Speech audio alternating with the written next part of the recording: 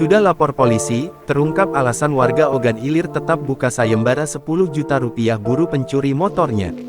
Suharmawinata warga Tanjung Raja di Ogan Ilir, Sumsel mengungkap alasan yang membuka sayembara 10 juta rupiah untuk menemukan pelaku pencuri sepeda motornya.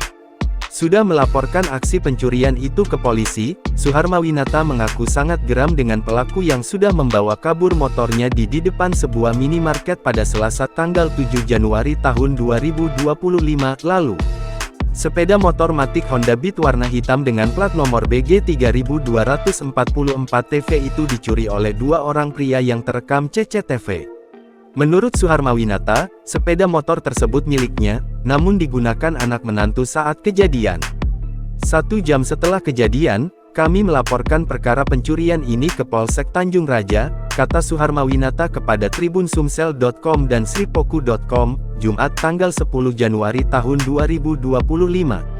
Jika aksi curanmor tersebut tak segera terungkap, Suharmawinata akan mengirim surat ke Polda Sumatera Selatan untuk menggelar razia besar-besaran. Dalam tempo 1 minggu jika pencurian belum ada hasil terungkap, saya akan bersurat agar Polda Sumsel dan Polres Ogan Ilir agar menggelar razia besar-besaran terhadap kendaraan bodong, tuturnya. Bahkan saat ini Suharmawinata membuka sayembara berhadiah 10 juta rupiah bagi yang mengetahui identitas dan keberadaan pelaku pencurian.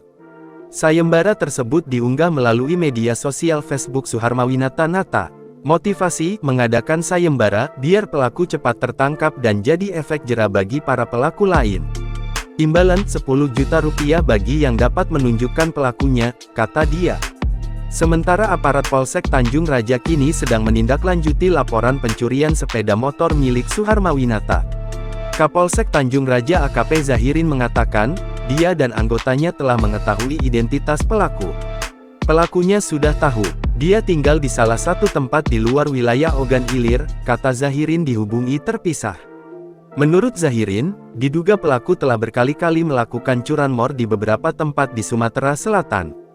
Kami terus bekerja, mohon doanya, ucap Zahirin. Download Tribun X sekarang, menghadirkan lokal menjadi Indonesia.